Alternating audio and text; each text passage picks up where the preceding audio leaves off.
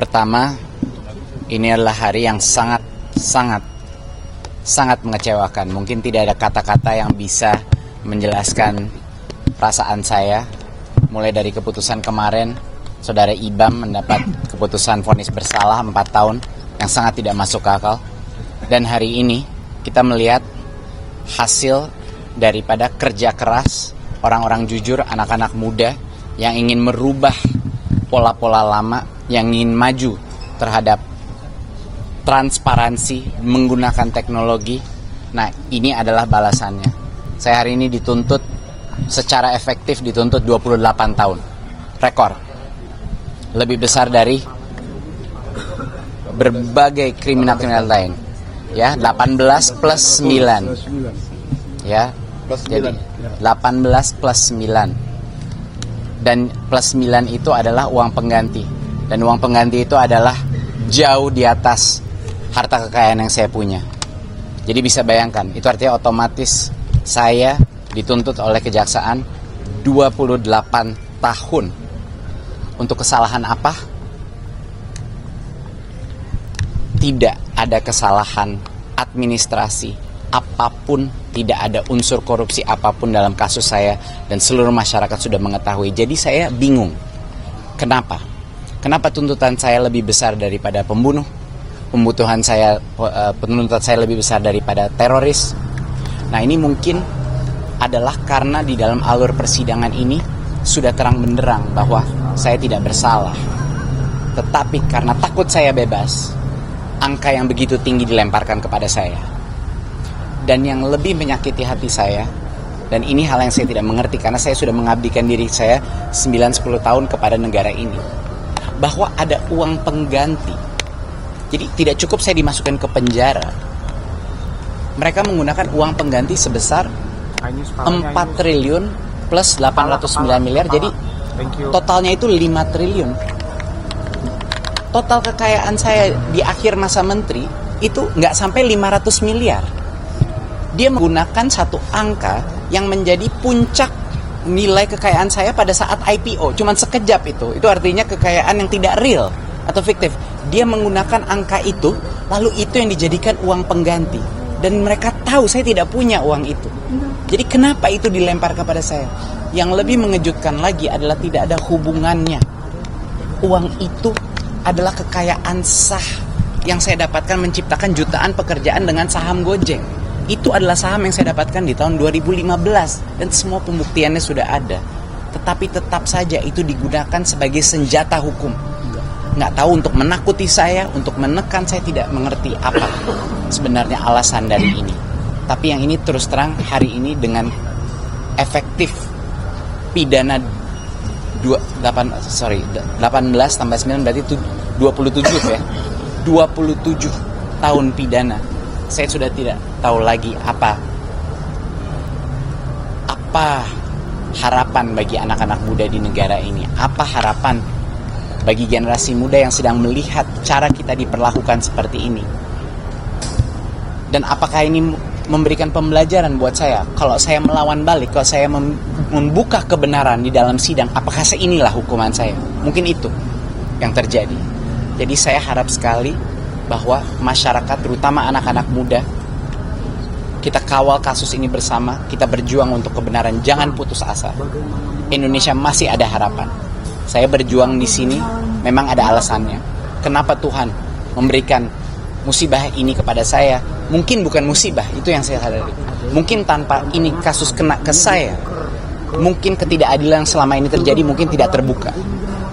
Mungkin bagi teman-teman lain yang tidak punya nama saya, tidak punya suara saya, mungkin hal-hal ini terjadi terus dalam sistem keadilan kita dan tidak pernah terbuka. Jadi mungkin itulah Allah memilih saya untuk mengalami ini agar masyarakat mengetahui, agar generasi muda yaitu masa depan Indonesia mengetahui perjuangan kita masih panjang di sini. Ya. Silakan, mungkin saya akan menanyakan kalau ada beberapa pertanyaan. Mas, ini kan tuntutan buat Mas ini kan tuntutan buat Mas Nadiem kan sangat besar ya Mas. Ini Mas Nadiem sebagai sebelum pengusaha ini ada pernah tadi mendengar itu menyesal kan terus masuk pemerintahan dengan seperti ini. Saya akan ucapkan sekali lagi, saya tidak pernah menyesal bergabung dalam pemerintahan. Untuk mencari uang itu bisa seumur hidup. Untuk membantu generasi penerus bangsa kita menjadi lebih baik, itu hanya kesempatan sekali dalam hidup. Jadi saya tidak mungkin akan menolak jabatan atau amanah itu pada saat ditawarkan. Mau saya gagal pun, resiko gagal, resiko masuk penjara pasti saya ambil. Karena masa depan Indonesia itu lebih penting dari segala resiko ini. Kedua, jelas saya kecewa. Saya sakit hati. Saya patah hati. Orang tuh cuma patah hati kalau dia cinta dengan negara. Bahwa negara bisa melakukan ini kepada saya setelah semua pengabdian saya, iya, saya sakit hati. Tapi bukan berarti saya tidak cinta negara ini. Justru sakit hati itu, patah hati karena saya cinta kepada negara ini. Jadi saya tidak menyesal. Dan terus terang, harapan saya dan harapan banyak sekali masyarakat kayaknya pada saat ini adalah tuntutan bebas. Tapi sebaliknya yang terjadi, hukuman terberat dilemparkan ke saya. Terberat. Saya tidak punya kata-kata untuk menjelaskan kenapa.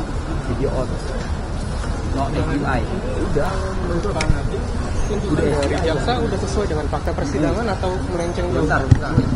Menurut Mas? Batu bentar orang lagi peskon. Saya mendengar itu tuntutan.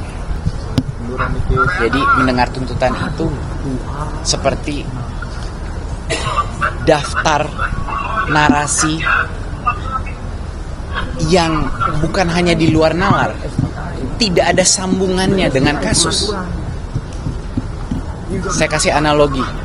Di dalam sidang, misalnya ada mobil. Di dalam sidang itu, mobilnya dibawa, ada foto mobilnya, ini mobil biru.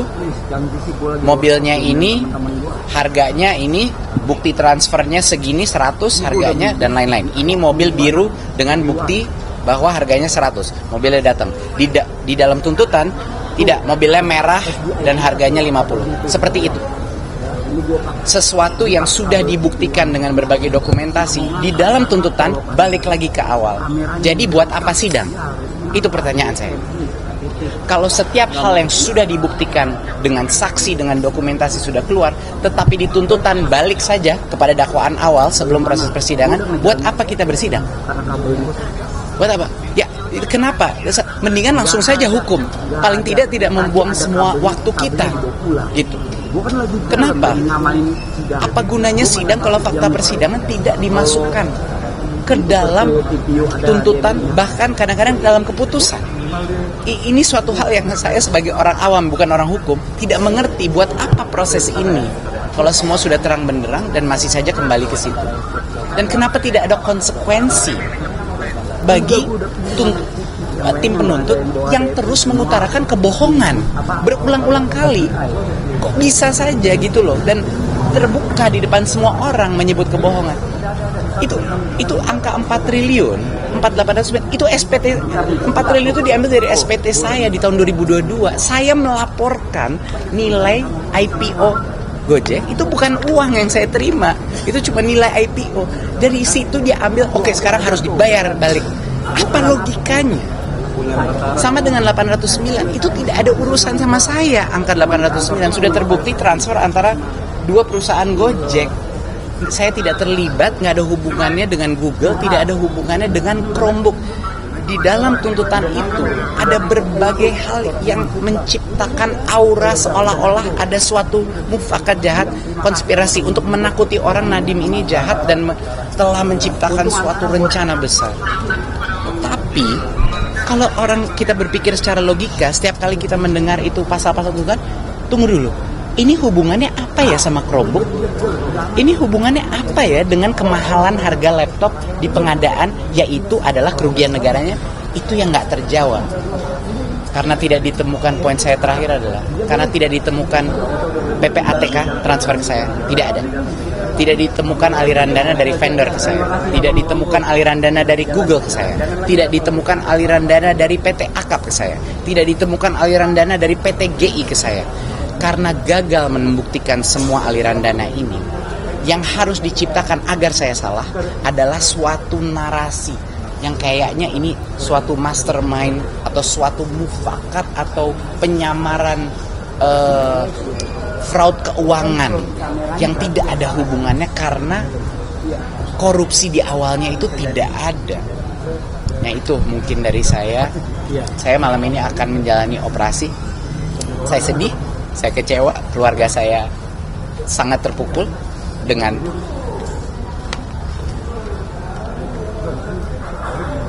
saya nggak tahu cara mendeskripsikannya, saya nggak tahu nih perlakuan seperti apa ini seperti itu. Tapi saya harus menjalani operasi malam ini karena kalau tidak akan semakin parah dampaknya bagi saya. Saya hanya minta doa sama seluruh negara kita.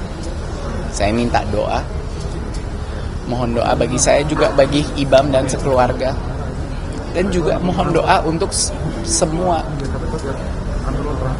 tahanan-tahanan korupsi yang sebenarnya tidak salah. Saya berdiri di sini untuk mereka juga, bukan cuma saya. Jadi mohon doanya.